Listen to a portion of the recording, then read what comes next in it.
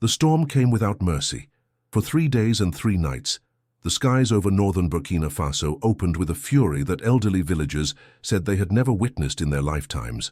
The rain fell in sheets, transforming the dusty red earth into rivers of mud, filling dry riverbeds until they overflowed their banks, and turning the landscape into a waterlogged maze where familiar roads disappeared beneath churning brown water. In the presidential palace in Ouagadougou, Ibrahim Traoré stood before a wall of monitors in the emergency response center, watching as reports flooded in from across the country. At 36, he had faced many crises since taking power: insurgent attacks, attempted coups, economic challenges. But this was different. Nature itself had become the enemy, and unlike human adversaries, it could not be negotiated with or deterred. Mr. President, Captain Aminata Sawadogo, head of aerial reconnaissance, approached with a tablet displaying satellite imagery. The situation in Soum province is critical. The Suru River has burst its banks. Entire villages are cut off. Our ground teams can't reach them. The roads are completely submerged. Traoré studied the images, his expression darkening. The areas shown in blue represented flooding, and there was far too much blue. Small settlements that appeared as clusters of structures on the map were now islands surrounded by water. He zoomed in on one particular area, the village of Tongomayel, a farming community of about 800 people located in a valley that had become a lake. "What about evacuation?" he asked. "How did they receive the warnings?" "We sent warnings 2 days ago through the local radio stations and the gendarmerie. Some people evacuated to higher ground, but many stayed. You know how it is, sir. These are farming families. Their homes, their fields, their livestock. Everything they have is there. They thought they could weather the storm." Traoré understood. He had been born in a small town himself, Bondokui, not so different from these villages. He knew the connection people had to their land, the reluctance to abandon what generations had built, but understanding didn't change the fact that people were now in danger. "What resources do we have available?" he asked General Boubacar Zungrana, who was coordinating the military response. "We've deployed teams across 5 regions, sir. The army, civil defense, firefighters, everyone who can help. But we're stretched thin. The flooding is widespread, and in Soum province specifically, we have an additional complication. The insurgency," Traoré said quietly. Zungrana nodded. "JNM controls parts of that region. Our forces can't move freely there even in good conditions. With the flooding, it's worse. We're concerned about sending teams into areas where they might be ambushed or attacked." It was the cruel reality of Burkina Faso's situation. Natural disaster didn't pause the war. The jihadist insurgency that had plagued the country for years continued regardless of floods or droughts. In fact, disasters often made things worse, creating chaos that insurgents could exploit. "Sir," Captain Sawadogo interrupted his thoughts, "we have a drone over Tongomayel now. You should see this." She transferred the feed to the main screen. The image was grainy, shot from several hundred feet up, but clear enough to understand the situation. The village was completely surrounded by water. Traditional mud brick houses, some with tin roofs, others with thatch, stood in water that reached halfway up their walls. But it was the movement that caught Traoré's attention. People, on rooftops, in trees, clustered together in small groups wherever they could find elevation above the rising water. He could see children, adults, elderly people, all trapped as the water continued to rise around them. "How many?" he asked quietly. "We estimate between 200 and 300 people still in the village. The rest either evacuated earlier or are in other nearby settlements that are also flooded but not as severely." "And rescue operations." "The provincial authorities sent a team yesterday, but they couldn't get through. The main road is underwater. They tried alternate routes, but the flooding is too widespread. They need boats, but we don't have enough in the region, and transporting them from other areas is taking time." Traoré watched the screen, seeing the tiny figures on the rooftops.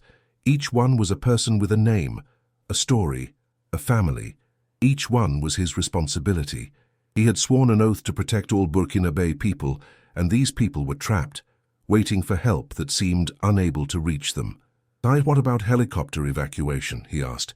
"We have 2 helicopters in the region, but they're being used for supply drops and reconnaissance. To evacuate 300 people one by one would take days, and the weather is still unstable. The pilots are concerned about visibility and wind conditions. Traoré turned away from the screens, pacing the length of the room as his mind worked through the problem. This was what leadership meant: finding solutions when conventional methods failed, making decisions when every option had drawbacks. "General, get me Major Issouf Tapsoba. I want him here within the hour." "Sir, Major Tapsoba is currently in the eastern region, dealing with flood response there." "Then get him back here. I need his expertise." As Zungrana moved to make the call, Captain Sawadogo approached Traoré quietly. "Sir, what are you thinking?" Traoré didn't answer immediately. He was thinking about Thomas Sankara, the revolutionary leader who had once led Burkina Faso.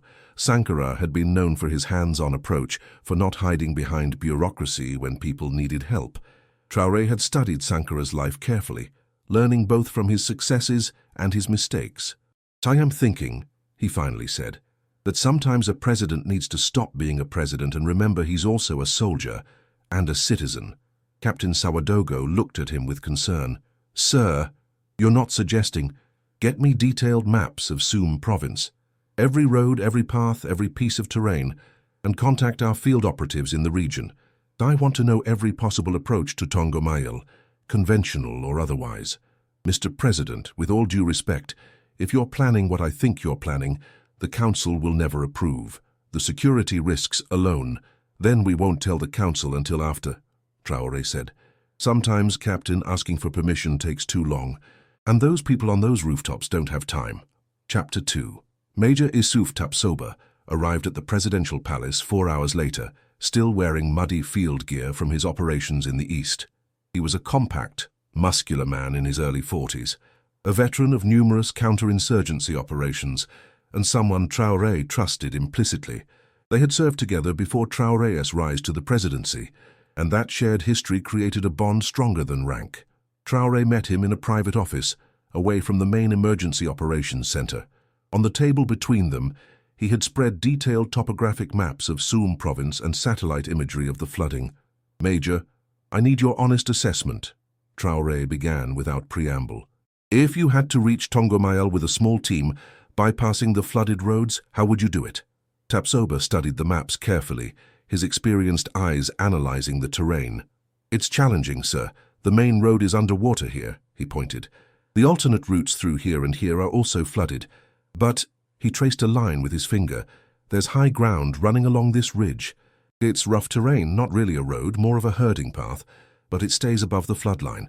A convoy of vehicles could probably make it most of the way. Most of the way. The last 3 kilometers to the village would have to be on foot. The water's too deep and unstable for vehicles, but if we brought inflatable boats, we could carry them over the high ground and then use them for the final approach." Traoré nodded slowly. "What about security?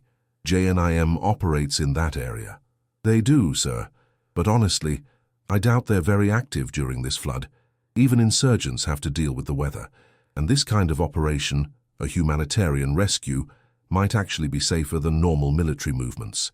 The local population would support it, and even JNIM generally avoids directly attacking humanitarian efforts. It's bad for their image with locals." "Generally," Traoré repeated, "but not always." "No, sir, not always. There's always risk." Traoré stood and walked to the window, looking out over Ouagadougou. The rain had finally stopped here in the capital, and the afternoon sun was breaking through the clouds. But 300 kilometers to the north, people were still trapped, still waiting. "Major, I'm going to Tongomayel. I'm going to lead a rescue operation personally." Tapsoba didn't immediately respond, which Traoré appreciated.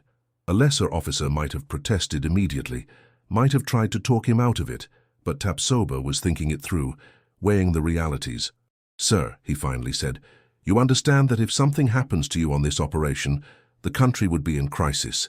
The government, the military chain of command, everything could become unstable. I understand that. And you understand that once you commit to this, there's no going back. If the media finds out the president personally led a rescue mission, it will dominate everything. If it succeeds, you'll be praised. If it fails, you'll be blamed. Your entire presidency could be defined by this decision." "I understand that too. Then why?" "Sir, we can send teams. We have capable officers. You don't need to personally go into a flood zone in insurgent territory to rescue villagers. Traoré turned to face him. Don't I? Major, you and I both know what the people of this country think. They see their president in the palace, making speeches, holding meetings. They wonder if I truly understand their struggles. Those people in Tongo Mayel, they're not just numbers on a report. They're Burkinabe citizens. They're farmers, children, grandmothers. They pay taxes, they follow laws. They believe in this nation. And right now they're trapped in floodwater, wondering if anyone cares enough to help them. He moved back to the table, placing his hand on the maps. If I go, if they see that their president was willing to wade through floodwater to reach them, it sends a message, not just to them, but to every village, every community in this country. It says that in Burkina Faso, we don't abandon our people. It says that leadership isn't about staying comfortable and safe, it's about being there when it matters most.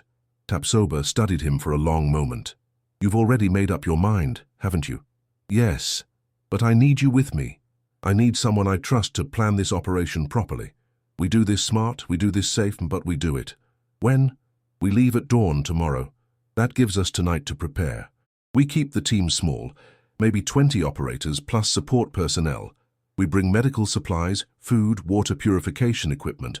We rescue as many people as we can, prioritizing children and the elderly, and we document everything. I want cameras, I want journalists embedded with us, not for propaganda but for transparency. The people deserve to see their government in action. Tapsoba stood, coming to attention. Then we'd better get started, sir. Dawn is only 12 hours away and we have a lot to prepare. One more thing, Major. This operation stays classified until we're already moving. I don't want the cabinet debating this or trying to stop it. We inform General Zungrana, Captain Sawadogo and the core team, no one else. That's going to create political problems, sir. I know.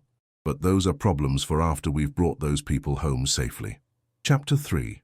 The night passed in a blur of preparation. Traoré barely slept, instead spending hours with Tapsoba and a small planning team, reviewing maps, coordinating equipment, and selecting personnel. They chose 20 of the best operators from the special forces, men and women who had experience in difficult terrain and emergency situations. Each was briefed individually and sworn to secrecy. The equipment list was extensive. 4 inflatable military-grade boats with outboard motors, life vests for 300 people, medical supplies including water purification tablets and first aid kits, emergency food rations, satellite communication equipment, and portable generators. Everything had to be carefully calculated, enough to help but not so much that it would slow them down. Traoré also insisted on bringing 2 journalists, one from the National Television Service and one from a respected independent newspaper. Major Tapsoba had objected to this, arguing that journalists complicated operations, but Traoré was firm. This wasn't a secret military operation. It was a public rescue, and the public had a right to see it. At 5 a.m., as the first hint of dawn colored the eastern sky, the convoy assembled at a military base on the western edge of Ouagadougou. 8 military trucks, 2 equipped with mounted machine guns for security, the others loaded with personnel and equipment. Traoré walked among the assembled soldiers, speaking quietly with each one, thanking them for volunteering. "Aye, sir." Captain Sawadogo approached, carrying a tactical vest. "Your gear. I've modified it slightly, removed some of the insignia. You'll still be recognizable, but we don't want you to be an obvious target if there's any hostile contact." Traoré took the vest and, appreciating her thoughtfulness, she had been against this operation when he first proposed it, but once she realized he was committed, she had thrown herself into making it as safe as possible. "How's the weather looking?" he asked. "The meteorological service says clear skies today, but more rain expected tomorrow evening. We should have a window of about 36 hours. Then we need to move fast." "Get everyone loaded up." General Zungrana appeared, his face grave. "Mr. President, I need to state one more time for the record that I believe this is an unnecessary risk. We have capable teams that could handle this operation." "Noted, General, but my decision stands." "Then at least accept additional security. I want to send a full platoon of troops, not just these 20 operators." "No. A larger force would be slower and more threatening to the local population. This is a rescue mission, not an invasion. We keep it small and mobile." Zungrana sighed. "You're stubborn, you know that?" It's one of my better qualities, Traoré said with a slight smile. General, you have command of all other flood response operations. Coordinate with the regional authorities. Get supplies where they're needed. I'm trusting you to hold things together while I'm gone. How long do you expect to be in the field? 2 days maximum.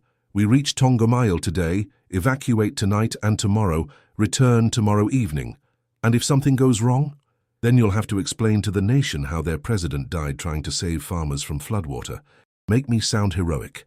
This isn't funny, Ibrahim. It was rare for the general to use his first name, a sign of how seriously he took the situation. Traoré clasped his shoulder. I know, my friend, but it's necessary. Trust me. At 5:30 a.m., the convoy rolled out. The trucks moved through the still sleeping city, their headlights cutting through the pre-dawn darkness. Traoré rode in the second vehicle, sitting in the back with Major Tapsoba and 4 Special Forces operators. He watched the city pass by, the familiar streets and buildings he saw every day from protected motorcades. Today was different. Today, he wasn't traveling as president. He was traveling as a soldier on a mission. They headed north on the main highway, the road that connected Ouagadougou to the towns and villages of the interior. As the sun rose, the landscape changed from urban to rural. Fields of millet and sorghum, some already showing damage from the excessive rain. Small villages where people were starting their day, children walking to school, women carrying water from wells, men heading to fields. After 2 hours, they reached Djibo, a town that served as the capital of Saum province. This was as far as the paved road would take them. Beyond this point, they would be on rough terrain, following the herding paths that Major Tapsoba had identified on the maps. They stopped briefly in Djibo to coordinate with local authorities. The provincial governor, a weathered man named Amadou Diko, met them at the gendarmerie post. Mr. President, he said, clearly surprised despite having been told to expect them. Joyce, we received your message, but I didn't believe you would actually come personally. Governor Diko, what's the current situation? Bad, sir. Very bad. Tongomail is completely cut off. We've been trying to reach them for 2 days. We sent a team with boats yesterday, but the water was too turbulent. They had to turn back. We've been dropping supplies by drone, but it's not enough. People are running out of food, and the water they're surrounded by isn't safe to drink. How is morale in the village? They're frightened, Mr. President. They feel abandoned. Some of the younger men tried to swim out yesterday, but the current is too strong. We lost 2 of them. Their bodies were found downstream. Traoré felt anger rise in him, not at anyone specific, but at the situation, at the cruel randomness of nature that could turn a peaceful farming village into a death trap. We're going to get them out, Governor. Today, I need you to coordinate with our base camp here. We'll need medical facilities ready when we bring people back. And food, water, shelter for potentially 300 evacuees. We'll prepare everything, sir. But, Mr. President, of the path you're planning to take, it goes through areas where JNIM has been active. Are you sure about this? I'm sure. Governor, have there been any reports of insurgent activity in the past few days? No, sir. The flooding has quieted everything down. Even the terrorists are hiding from the rain. Good. Then we move now, while the weather holds. Chapter 4. The convoy left Djibo at 8 a.m., turning off the main road onto what could generously be called a path. The trucks bounced and lurched over the rough terrain, following a route that wound through rocky hills and sparse vegetation. This was classic Sahel landscape, the transition zone between the Sahara Desert to the north and the more fertile regions to the south. Traoré watched the terrain pass by, noting how the flooding had transformed it. Normally dry wadis now rushed with brown water. Areas that should have been dusty and barren were instead muddy and treacherous. The rain had stopped, but the evidence of its fury was everywhere. After 3 hours of hard driving, Major Tapsoba signaled the convoy to halt. They had reached the point where vehicles could go no further.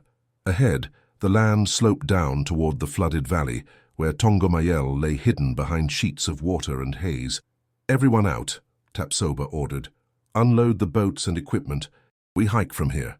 The soldiers moved with practiced efficiency, unloading the inflatable boats still packed, the medical supplies, the food and water. Everything was distributed among the team, each person carrying a pack that would have been heavy even without the challenging terrain ahead. Traoré shouldered his own pack, refusing the offer from a young sergeant to carry it for him. I carry my own weight, Sergeant. Save your strength for the people we're rescuing. The journalist from national television, a woman named Mariame Ouedraogo, approached with her cameraman. Mr. President, can we get a statement before we begin the hike? Traoré nodded, standing with the flooded valley visible behind him. The cameraman focused, and Mariam held up a microphone. Mr. President, you're about to lead a rescue operation personally into a flood zone. Why did you choose to do this rather than sending a military team?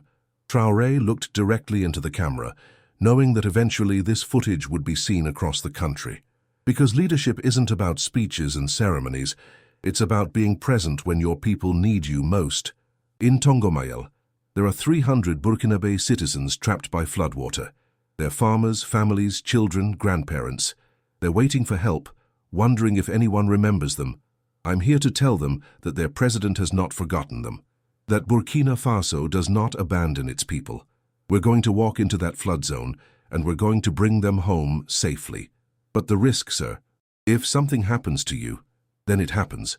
But I would rather take that risk than sit safely in the palace while my people suffer. That's not the kind of leader I want to be. Mariam lowered the microphone, clearly moved. Thank you, Mr. President. We'll document everything. The team formed up in a column, with scouts leading the way, followed by the main group carrying the boats and supplies, and a rear security element. Traoré walked in the middle of the column, with Major Tapsoba beside him. The hike was brutal. The terrain was uneven, forcing them to scramble over rocks and through thorny vegetation. The sun climbed higher, and despite the recent rains, the heat was oppressive. Traoré felt sweat soaking through his uniform, felt his legs burning with effort. Around him, the soldiers pushed forward without complaint, professionals doing their job. After 2 hours of hiking, they crested a ridge and saw their objective, Tongomayel, or what was left of it, visible above the water.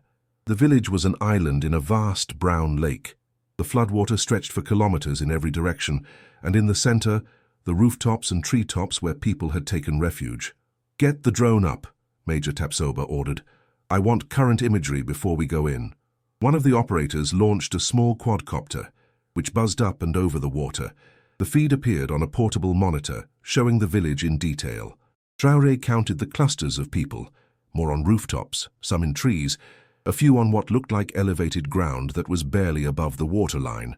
They're still there, Captain Sawadogo said quietly, relief evident in her voice.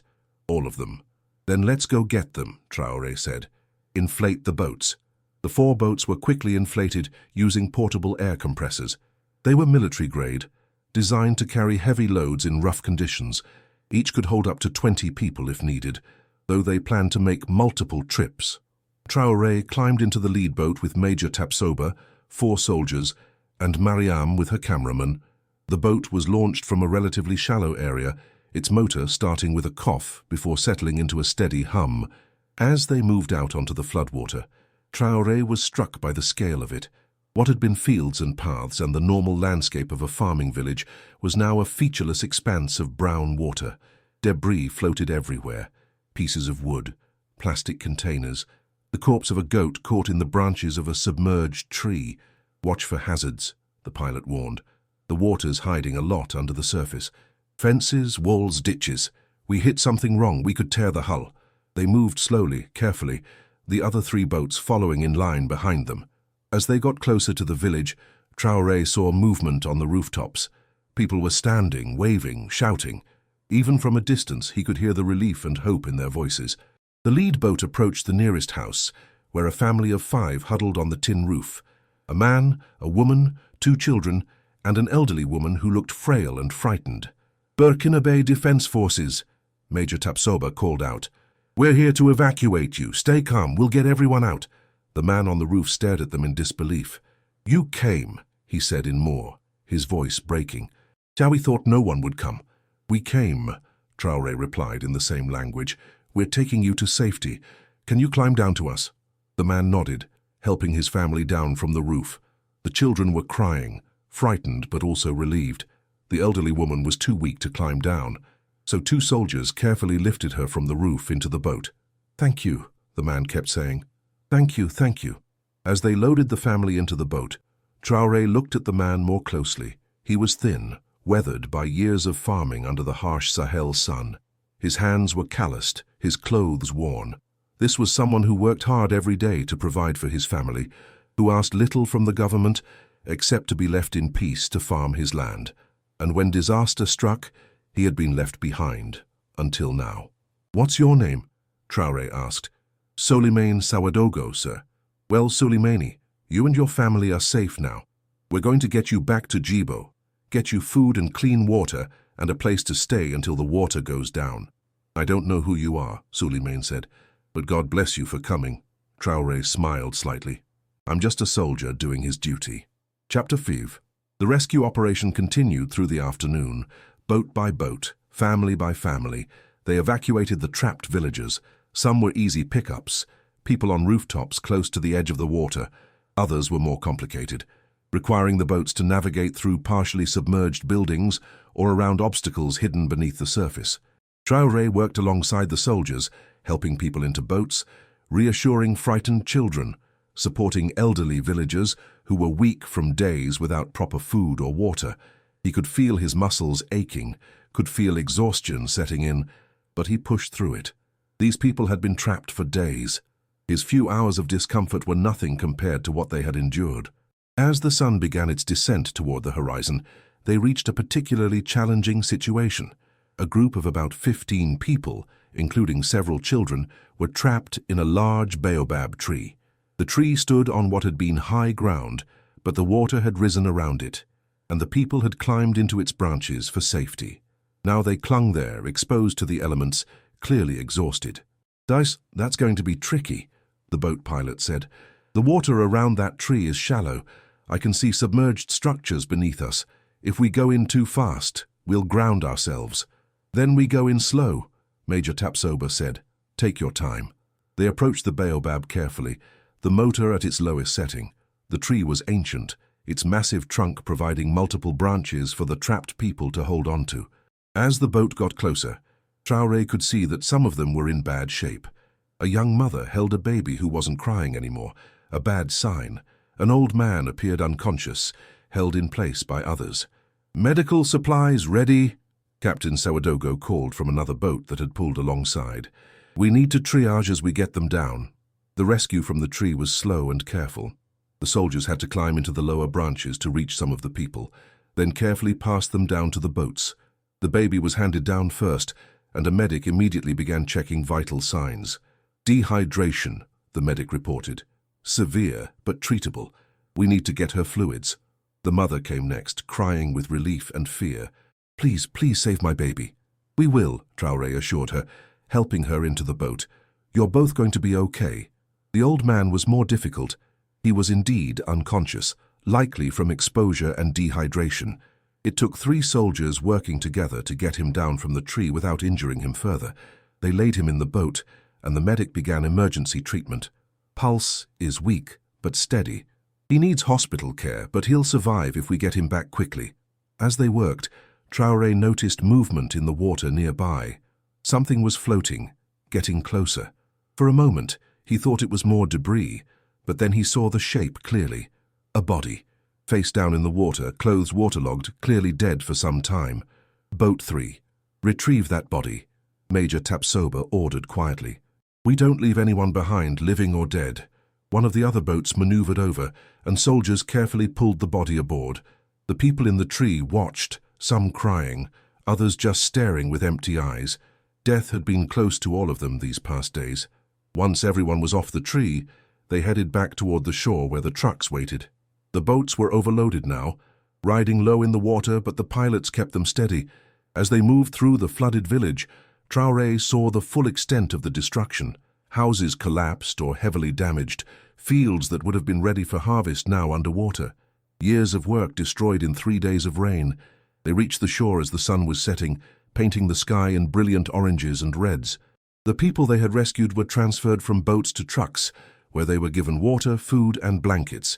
The baby was immediately placed in the medical truck, where more advanced care could be provided. Souleymane, the first man they had rescued, approached Traoré as he was helping unload a boat. "Sir," I asked around, "people are saying you're the president." "President Traoré." "Is that true?" Traoré looked at him, seeing the disbelief and wonder in his eyes. "Yes, it's true." Soliman stared at him for a long moment, then did something unexpected. He dropped to his knees in the mud, tears streaming down his face. "You came for us. The president of Burkina Faso came into the floodwater to save us." Traoré quickly lifted him up. "Stand up, brother. You don't kneel to me. I'm just another Burkinabe like you. But you could have sent soldiers. You're the president. You didn't have to come yourself." "Yes, I did," Traoré said quietly. "Because you're my responsibility. All of you are. And I needed to look you in the eye and tell you that your government has not abandoned you." Word spread quickly through the rescued villagers. The president was here. He had personally led the rescue. People began gathering around Traoré, wanting to touch him, to thank him, to simply see for themselves that it was true. Mariam and her cameraman captured it all, the raw emotion, the tears of relief, the humble gratitude of people who had thought they were going to die and had been saved. "We need to do a final count," Major Tapsoba said, pulling Traoré aside. "Can I figure out if we got everyone?" They gathered the village elders who had been rescued, checking names against a list that had been compiled. The count was sobering. Of the approximately 300 people who had been trapped, they had rescued 273. 27 were unaccounted for. 5 bodies had been recovered. The rest were presumably swept away by the floodwater, their fates unknown. "The missing ones," one elder said, his voice heavy with grief. "Most of them tried to escape before you arrived. They thought no help was coming. They tried to swim or walk through the water. The current took them." Traoré felt the weight of those 27 lives, 27 people who might have survived if help had arrived sooner, if the roads hadn't been flooded, if the response had been faster, if. "We'll search for them," he promised. "As the water goes down, we'll look for everyone, and we'll do everything we can to help rebuild your village." Chapter 6. They couldn't return to Djibo that night. The hike back to the trucks in darkness would have been too dangerous, especially with evacuees who were weak from days without proper food or water. Instead, they made camp on the high ground, using the military equipment and supplies to create a temporary shelter. Traoré moved among the evacuees, checking on people, talking with families, listening to their stories. Each person had a tale of terror from the past days: the rising water, the fear, the cold nights clinging to rooftops or tree branches, the constant question of whether help would ever arrive. A young girl, perhaps 8 years old, approached him shyly. She held something in her hands, and when Traoré knelt down to her level, she held it out to him. It was a small wooden carving of a bird, crudely made but clearly crafted with care. "My father made this for me," she said in a small voice, "but he's gone. The water took him when he tried to get help. I want you to have it, to remember us." Traoré felt his throat tighten. He took the carving gently. "What's your name?" "Fatimata." "Fatimata, I'm very sorry about your father. He was brave to try to get help for everyone, and I will keep this carving, and I will remember him and you and this day, I promise." She nodded solemnly, then ran back to her mother. Traoré stood, holding the small wooden bird, feeling its weight in his hand. It was a simple thing, worthless in monetary terms, but it represented everything he was fighting for. The hopes and dreams of ordinary people, the bonds of family and community, the resilience of the Burkinabe spirit. Major Tapsoba found him standing alone, looking out over the floodwater that was now reflecting the stars. "You did good today, sir. 273 people are alive because of this operation, and 27 are dead or missing. You can't save everyone, Ibrahim. As much as we wish we could, we can't." "I know, but that doesn't make it easier." They stood in silence for a while, listening to the sounds of the camp, quiet conversations, a baby crying, the soft sounds of people finally safe enough to sleep. "The media is going to make a big deal about this," Tapsoba said. "The president personally rescuing flood victims. It'll be everywhere. Let them. This wasn't about publicity. This was about doing what was right. I know that. You know that. But not everyone will see it that way. Some will say it was a political stunt. Others will praise you as a hero. The truth, as usual, will be somewhere in between." Traoré looked down at the wooden bird in his hand. "I don't care about being a hero, Major. I just care about being the kind of leader these people deserve. The kind who doesn't forget about them when times get hard. You are that kind of leader. That's why we follow you." The night passed slowly. Traoré slept little, partly because of the discomfort of sleeping on the ground, partly because his mind wouldn't stop working through everything that had happened and everything that still needed to be done. The evacuees needed to be transported to proper shelter.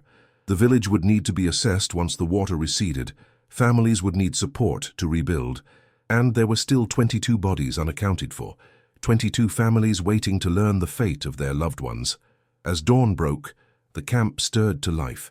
The soldiers distributed breakfast, simple rations but welcomed by people who had been surviving on whatever they could scavenge.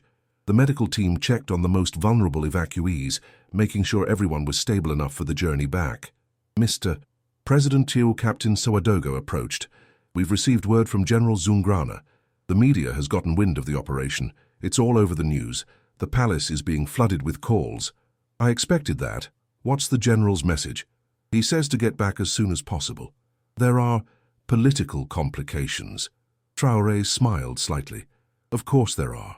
When aren't there political complications? But they can wait until these people are safely in Djibo. If you're enjoying this story, consider subscribing to the channel so we can continue bringing you more content like this. Chapter 7. The return journey began at first light. The evacuees who were strong enough hiked with the soldiers, while those who were weak or injured were carried on makeshift stretchers fashioned from tent material and poles. It was slow going, but safer than trying to navigate the terrain in darkness. Traoré walked with the column, talking with people as they hiked. He learned about their lives, their hopes for the future, their fears about what they would find when the water finally receded from their village. These were people who lived close to the land, whose existence was tied to the rhythms of planting and harvest. The flood had disrupted everything, destroying not just homes but livelihoods. They reached the trucks by mid-morning. The vehicles had been positioned to provide shade, and additional supplies had been brought up from Djibo during the night.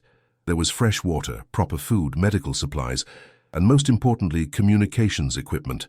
Traoré took a satellite phone and called General Zungrana. Just thank God, the general's voice came through. Are you all right? I'm fine, General. The operation was a success. We evacuated 273 people. We're heading back to Djibo now. Mr. President, you need to prepare yourself. This has become a major story.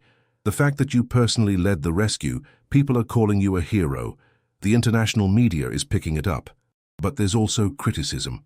Opposition politicians are saying you abandoned your presidential duties, that you risked the stability of the government for a publicity stunt.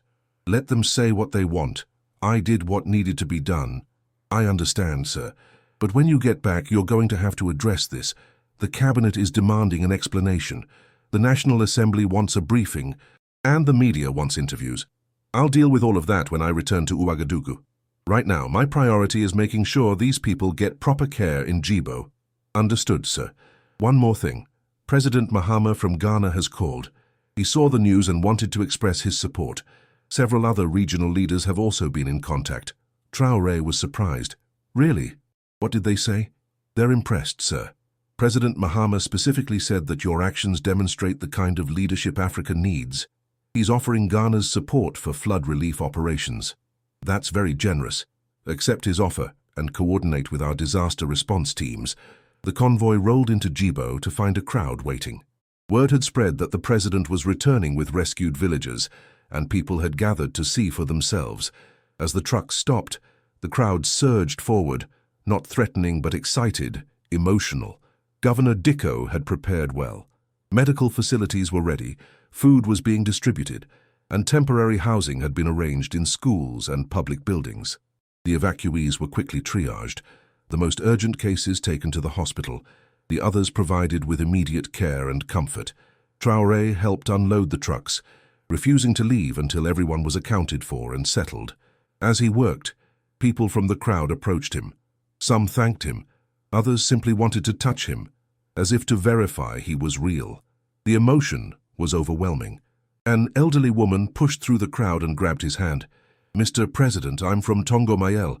I evacuated before the worst of the flood, but my son stayed. My son and his family. Did you find them? What's your son's name? Umaru Dicko. He's a farmer. He has a house near the baobab tree. Traoré felt a weight in his chest. He remembered the baobab tree, remembered the people they had rescued from it. But he also remembered one person who hadn't made it down, who had been too weak, who had died in the branches before they arrived. "Madame, I think we need to speak privately." Her face fell. She knew. Mothers always knew. He led her away from the crowd, to a quiet corner where he could speak with dignity and privacy. Captain Sawadogo joined them, bringing the list of those rescued and those lost. "Madame Diko," he said gently, "we rescued 15 people from the baobab tree, but there was one person who didn't survive, an older man. We brought his body back with us so he could be buried properly." The woman's legs gave out, and Traoré caught her, supporting her as grief overtook her. She sobbed against his shoulder, and he held her, this stranger who had just lost her son, letting her grieve. "He was a good man," she said through her tears. "He worked so hard, he loved his family. Why did the water take him? Why?" "I don't know, madame. I wish I could give you an answer, but I can't. All I can tell you is that he didn't die alone. He was with his neighbors, trying to help keep everyone safe. He died as he lived, caring for others. It was small comfort, but it was all he had to offer. He stayed with her until her family arrived to take care of her, until her grief had subsided enough that she could stand on her own." Major Tapsoba appeared at his shoulder. "Sir, we need to move. The helicopter to take you back to Ouagadougou is ready." "I'm not leaving yet. These people need—" "Sir, with respect, these people need you to go back to the capital and do your job as president. Governor Diko and his team can handle the immediate care, but you need to return and manage the larger response. More floods are expected across the country. You're needed at the national level." Traoré knew he was right, but it felt wrong to leave. These people had just been through a trauma. They needed reassurance, needed to know they hadn't been forgotten again. "Give me 30 minutes. I want to speak with the village elders. Make sure they understand what happens next." He gathered the elders in the governor's office, explaining the support that would be provided. Temporary housing until the floods receded, supplies to rebuild homes, agricultural support to replant crops once the land dried, financial assistance for families who had lost everything. "You have my word," he told them, "that Burkina Faso will not abandon Tongomail.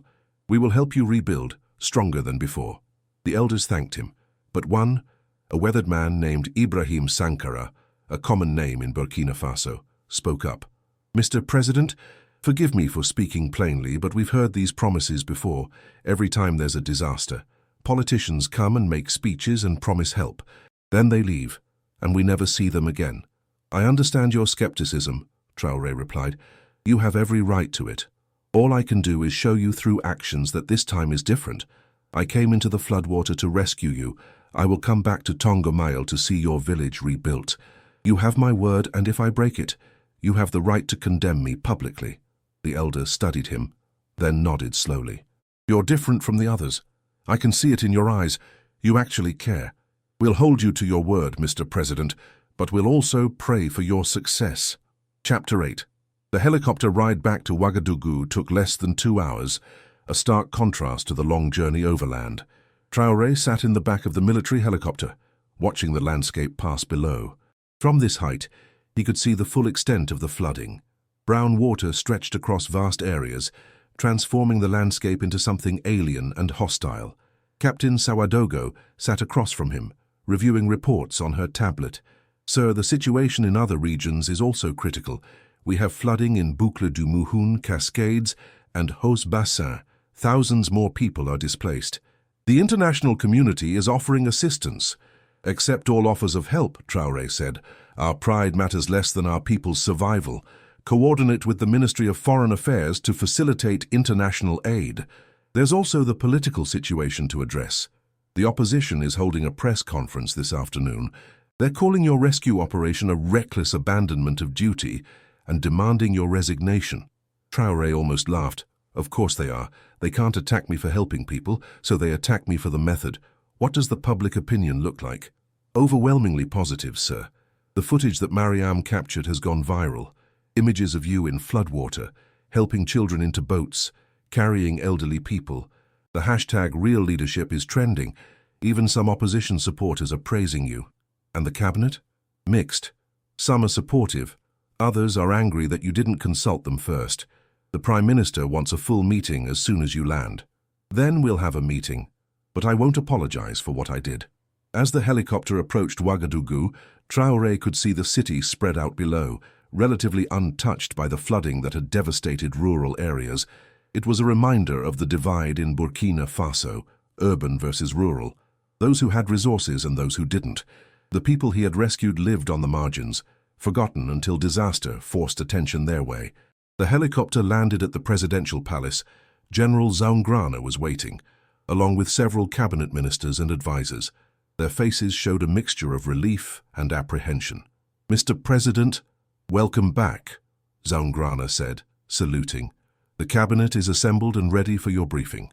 Traoré returned the salute, then walked toward the palace, still wearing his muddy field uniform. He hadn't changed, hadn't cleaned up. He wanted them to see him as he was, a soldier who had been in the field, not a politician playing dress-up. The cabinet meeting was tense. Minister after minister expressed concerns about his actions. The Minister of Defense worried about security protocols. The Minister of Justice questioned the legal implications of the president leaving the capital without proper authorization. The Minister of Finance wanted to know who would pay for the operation. Traoré listened to them all without interruption. When they finished, he stood, walking to the window that overlooked Ouagadougou. "Gentlemen, ladies, I understand your concerns, but let me be absolutely clear about something. I am the president of all Burkinabe people, not just those in Ouagadougou, not just those who are politically connected or economically important, all of them, including 300 people trapped in floodwater in a village most of you couldn't find on a map." He turned to face them. "You talk about security protocols and legal authorizations and budgets, but while you were worrying about paperwork, people were dying. Children were clinging to tree branches. Grandmothers were trapped on rooftops. And yes, I could have sent a military team, but those people needed to know that their government cared enough about them that their president would personally come to help them." The Minister of Interior Affairs, a cautious man named Salif Ouedraogo, spoke up.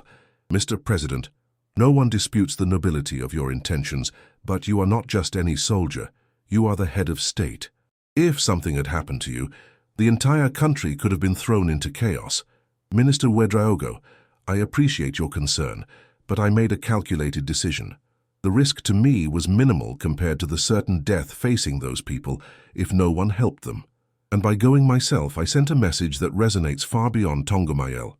I showed the entire country that leadership means being present in the difficult moments, not just the comfortable ones." The Prime Minister, a pragmatic woman named Apollinaire Compaoré, tapped the table thoughtfully. "Mr. President, regardless of the rightness of your action, we need to address the political fallout. The opposition is using this to attack you. They're saying you're unstable, that you make rash decisions without consultation. Let them say what they want.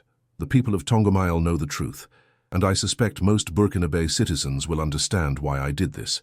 The international reaction has been largely positive," the Minister of Foreign Affairs added. "Several countries have reached out with offers of flood relief assistance. Ghana, Senegal, even France has offered support. Accept the assistance from our African neighbors immediately." For France, Traoré paused, considering. His government had a complicated relationship with the former colonial power. "Accept their offer as well, but make it clear that any assistance comes with no political strings attached." The meeting continued for another hour, discussing the broader flood response. They established coordination centers, allocated emergency funds, and planned for the long-term recovery efforts.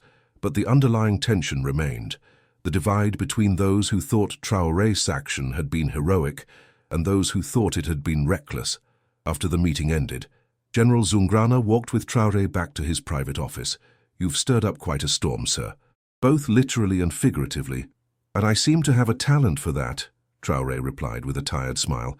"But tell me honestly, Boubacar, do you think I was wrong?" The general didn't answer immediately, considering his words carefully. "I think you were president for a moment when you should have been commander-in-chief, but I also think you were human when the job requires you to be a symbol. So was it wrong? I don't know. But it was very much you, Ibrahim, for better or worse." Chapter 9. Over the next week, the story of the Tongomayel rescue dominated media coverage, both in Burkina Faso and internationally. The footage captured by Mariame Ouedraogo was broadcast repeatedly, showing Traoré wading through floodwater, helping children into boats, speaking with evacuees. The image of him, muddy and exhausted but committed, resonated powerfully. Public opinion polls showed overwhelming support for his actions. In Ouagadougou, in other cities, and especially in rural areas, people praised him. Signs appeared at protests and rallies. "This is our president," and "leadership in action." Even some opposition politicians, seeing the public mood, softened their criticism. But Traoré was too busy to pay much attention to the media coverage. He was focused on the practical work of flood response. The rains had indeed returned, as the meteorologists predicted, causing new flooding in other regions. The government response had to be coordinated across multiple provinces, involving military, civil defense, medical teams, and international aid organizations. He also made good on his promise to the people of Tongomayel. He established a task force specifically focused on rebuilding the village.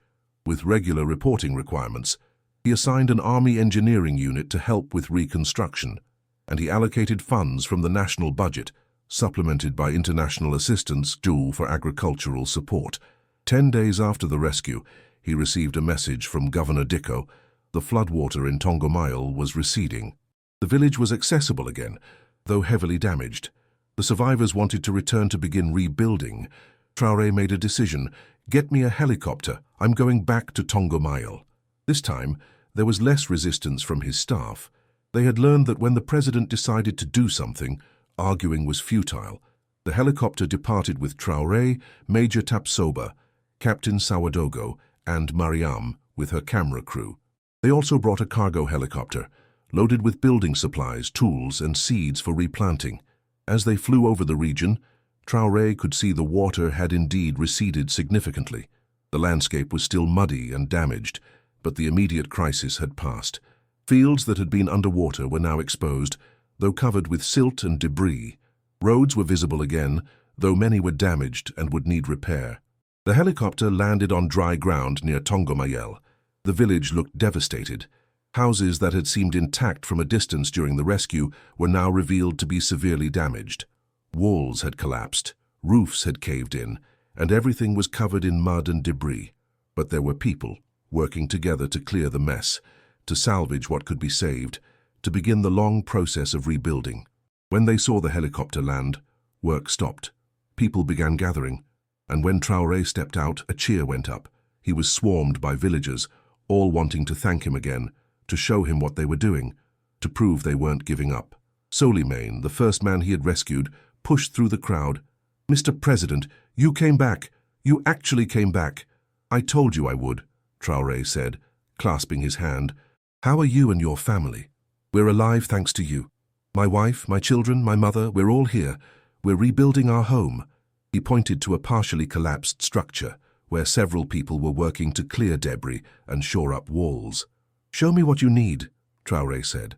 For the next several hours, Traoré toured the village, assessing the damage and listening to what people needed. He helped clear debris, his security detail horrified but resigned to the fact that their president was going to work alongside the villagers, regardless of protocol. He spoke with the engineering unit commander about priorities for reconstruction. He met with community leaders to discuss plans for replanting crops. The village elder, Ibrahim Sankara, approached him as he was helping to clear a collapsed wall. The old man watched him work for a moment, then spoke. "Mr. President, I must apologize to you." Traoré stopped working, wiping sweat from his brow. "Apologize for what?" "When we met in Djibo, I said I was skeptical. I said, politicians make promises and don't keep them. But you've proven me wrong. You came back, just as you said you would. You're here, working alongside us, not just making speeches. Elder Sankara, you don't need to apologize for being skeptical. You had every right to doubt. All I can do is try to be worthy of your trust. You are, son. You truly are. The people of Tongomayel will remember what you did for us. Our children will tell their children about the young president who waded through floodwater to save them." Traoré felt a lump in his throat. "Just help me make sure they also remember that Burkina Faso rebuilt this village stronger than before, that we didn't just rescue you, we supported you in rebuilding your lives." As the day wore on, the cargo helicopter made multiple trips, bringing more supplies. The engineering unit began work on the most critical infrastructure, clearing drainage channels to prevent future flooding, reinforcing structures, and repairing the community well that provided drinking water.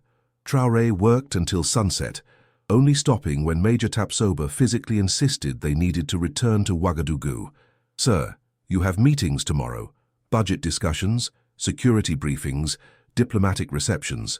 You need to rest." "1 more hour," Traoré negotiated. "I want to make sure the engineering unit has clear instructions for the work over the next week." He spent that hour in detailed discussion with the unit commander and the village leaders, creating a comprehensive plan for reconstruction. They prioritized homes for families with young children and the elderly, infrastructure like the well and drainage systems, and then agricultural support to help farmers replant their fields. As they finally prepared to leave, young Fatimata, the girl who had given him the wooden bird, ran up to him. "Mr. President, are you leaving?" "I have to, Fatimata, but I'll come back. And in the meantime, these soldiers will help your village rebuild." "Will you really come back?" "Adults always say they'll come back, but they don't." Traoré knelt down to her level. "I promise you, Fatimata, I will come back. In fact, I'll make you a deal. When your village is rebuilt, when all the houses are fixed and the fields are replanted, I'll come back for a celebration. And you can show me how much stronger Tongomayel has become." She smiled, the first real smile he had seen from her. "I'll hold you to that promise." "Good. Always hold leaders accountable for their promises. That's your right as a citizen." Chapter 10. Back in Ouagadougou, Traoré threw himself into the broader flood response. The disaster had affected thousands of people across multiple regions, and the recovery would take months. But he was determined that the government response would be comprehensive and sustained. He established a national flood recovery task force, bringing together representatives from every relevant ministry, the military, civil society organizations, and international aid agencies. He insisted on regular public reports, transparency about how funds were being spent and what was being accomplished. The international community responded generously.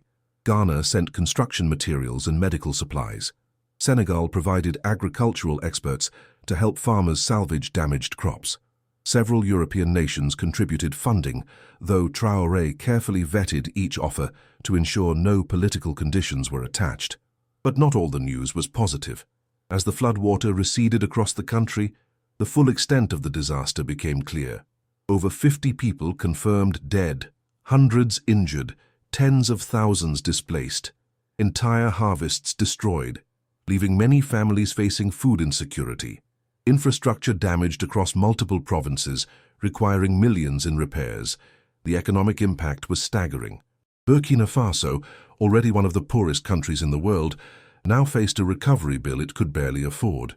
The Minister of Finance presented projections that showed the flood damage could reduce economic growth by several percentage points. "We need to be realistic about our limitations," the minister said at a cabinet meeting. "We simply don't have the resources to rebuild everything that was destroyed." "Then we prioritize," Traoré said.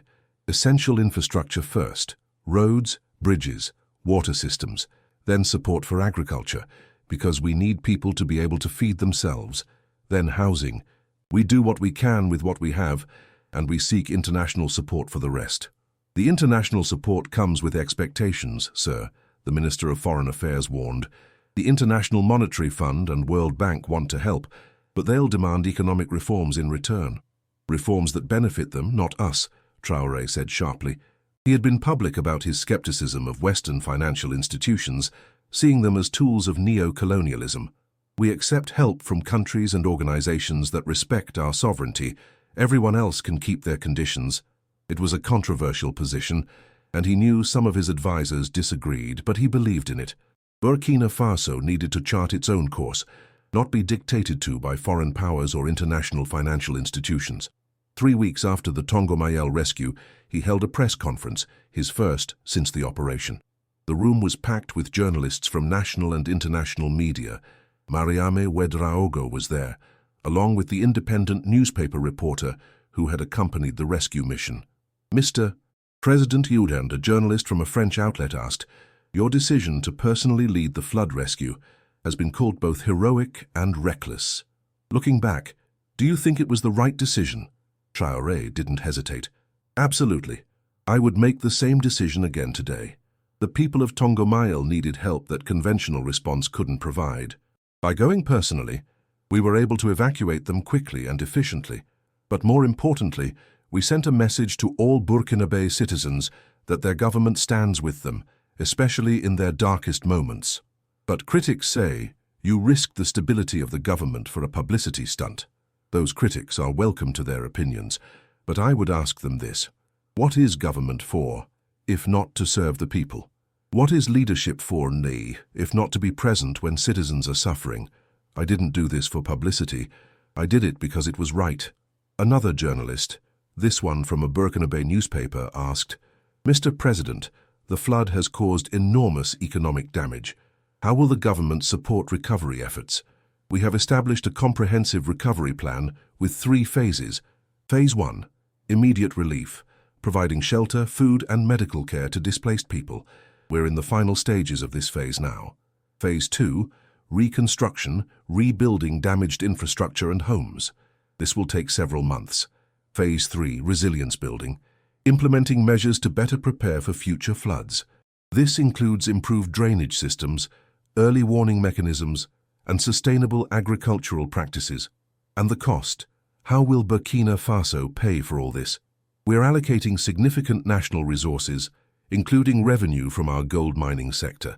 We're also accepting international assistance from partners who respect our sovereignty. And we're exploring innovative financing mechanisms, including bonds and public-private partnerships. The questions continued for an hour, covering everything from the flood response to the ongoing insurgency to economic policy. Traoré answered each one directly, without the evasions and political doublespeak that often characterize such events. As the press conference ended, Mariame approached him. Mr. President, I've been working on a documentary about the flood and the rescue operation. Would you be willing to provide some additional commentary? What kind of commentary? Personal reflections. What you were thinking during the rescue. What you hope people learn from this disaster.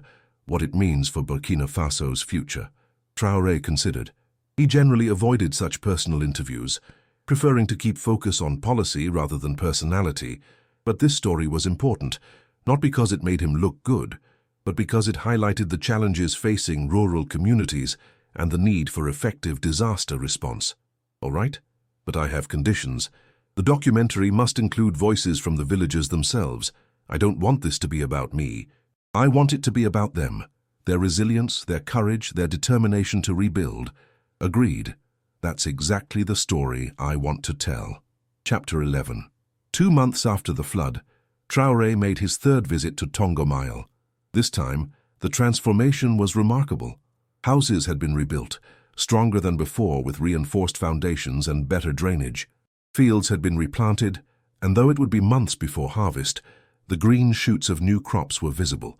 The village had even constructed a new community center, a concrete building that could serve as a shelter during future floods. The visit was unannounced, Traoré's preference when he wanted to see the reality rather than a carefully staged display. He arrived in a small convoy, just a few vehicles and minimal security. As they drove into the village, they found people working in fields, children playing, life returning to normal. But word of his arrival spread quickly. By the time he reached the center of the village, people were gathering. Fatimata was one of the first to arrive, running up to him with a huge smile. Mr. President, you came back. You kept your promise. I told you I would, he said, kneeling down to hug her. Guys, look how much your village has grown. Show me around. She took his hand and led him through the village, proudly pointing out everything that had been rebuilt.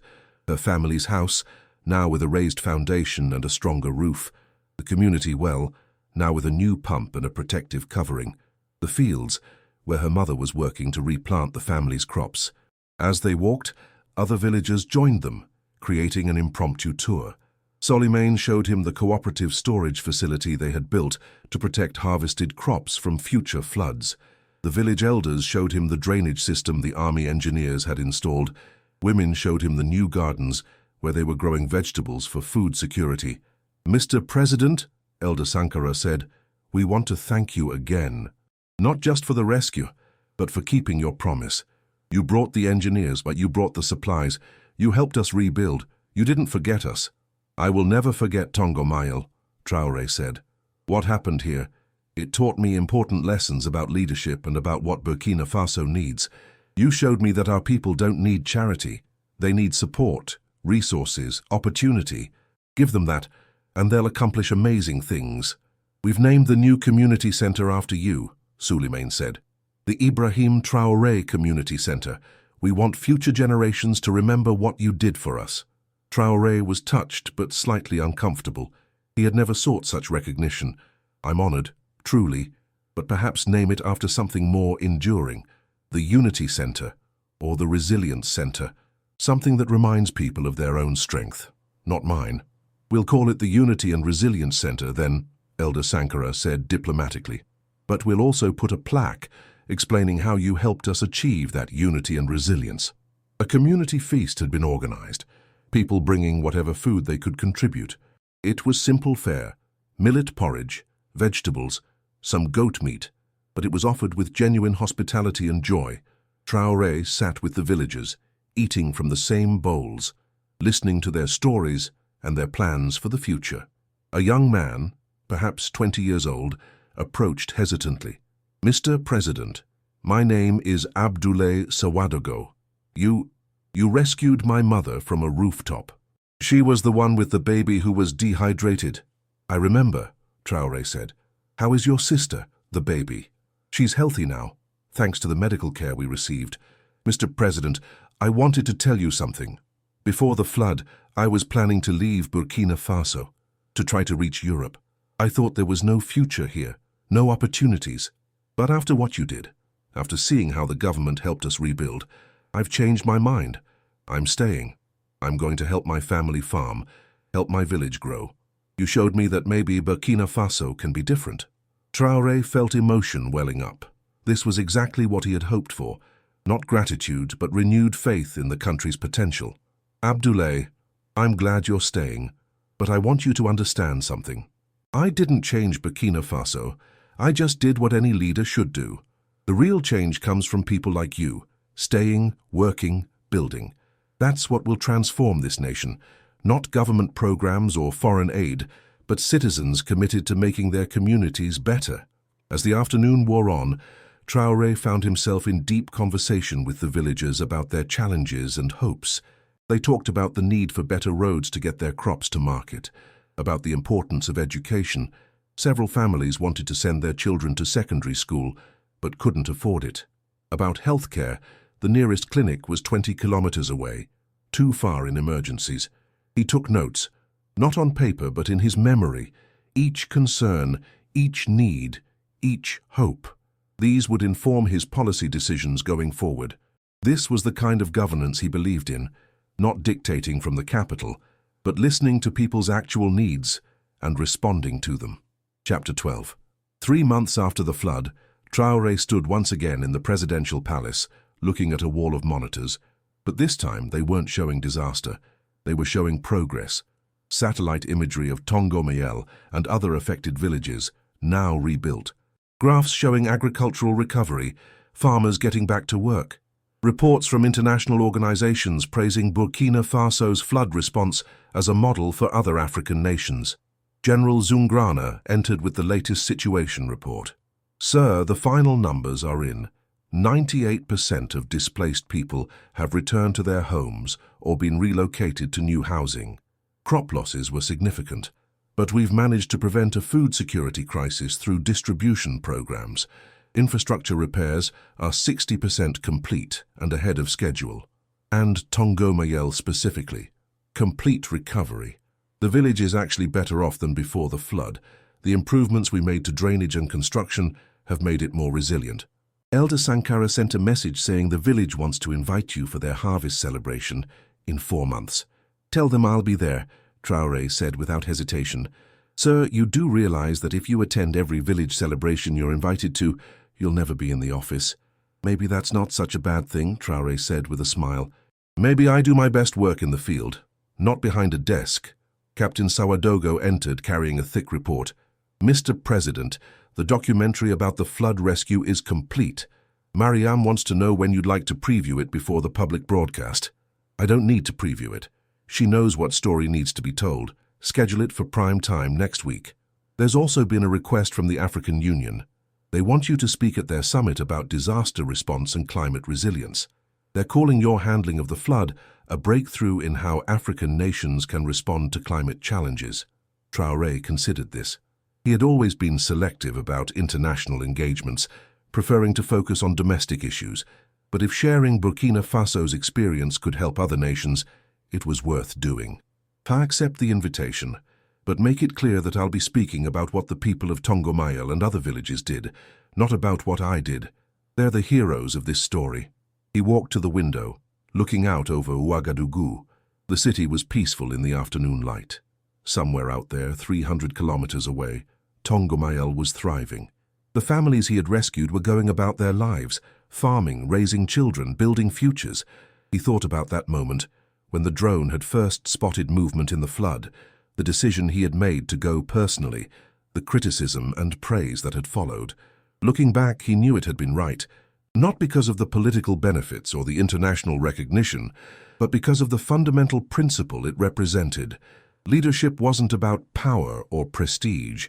It was about service. It was about being willing to wade through floodwater when your people needed you. It was about keeping your promises even when it was difficult. It was about seeing the humanity in every citizen. Whether they lived in the capital or in a remote village most people had never heard of. Major Tapsoba joined him at the window. "You're thinking about the flood again, aren't you?" "How can you tell?" "You get a certain look, like you're far away." "I was just thinking about how much things can change in a few months. 3 months ago, Tongomayel was underwater. People were trapped, dying. Now it's rebuilt and thriving. Because you acted. Because you were willing to take risks that others wouldn't. Because a lot of people acted," Traoré corrected. "The soldiers who carried boats 3 kilometers through rough terrain. The medics who treated dehydrated children. The engineers who built better drainage systems. The villagers who refused to give up and worked to rebuild. I was just one part of a much larger effort. You were the catalyst. Without your decision to go, none of the rest would have happened." Traoré turned to face him. "Maybe, but I want to be remembered not for the dramatic gestures, but for the follow-through, for keeping my promises, for being the kind of leader who doesn't just show up during disasters, but stays engaged during the boring work of reconstruction. You're already that leader, sir. The people know it." A message came through on Captain Sawadogo's radio. She listened, then turned to Traoré. "Sir, we have reports of heavy rain in the Cascades region. It's not at flood levels yet, but the forecasts are concerning. The governors are requesting preemptive evacuations." Traoré didn't hesitate. "Get me a helicopter. I want to see the situation personally." "Sir," Zungrana protested, "this is exactly what we discussed. You can't personally respond to every weather event." "I'm not responding, I'm assessing. But if another flood happens, if more people are trapped, then yes, I'll respond. That's my job. That's what leadership means." The general sighed, knowing argument was futile.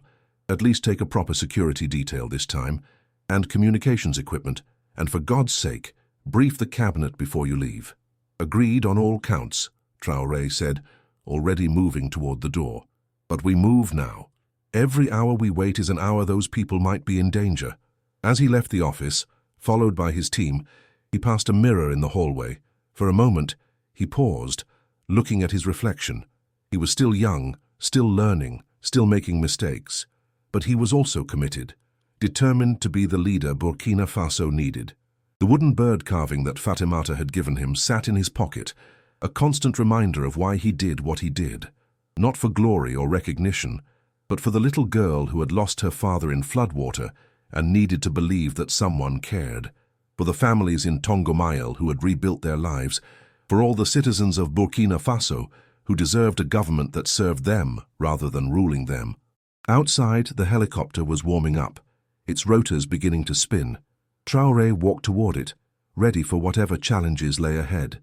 The flood had tested him, had tested the entire nation, but they had emerged stronger, more resilient, more unified. As he climbed into the helicopter and it lifted off into the afternoon sky, he looked down at Ouagadougou one more time. Then he turned his gaze forward, toward the Cascades region, toward wherever he was needed next, because that was what it meant to be a leader in Burkina Faso. Not sitting safely in the palace, but moving toward the problems, toward the challenges, toward the people who needed help. A drone had spotted movement after a flood, and he had responded. He would keep responding, keep showing up, keep fighting for his people, for as long as they needed him. The helicopter flew on, carrying the world's youngest president toward his next challenge, his next opportunity to serve, his next chance to prove that leadership was measured not in speeches or ceremonies, but in the willingness to wade through floodwater to save those whom others had forgotten.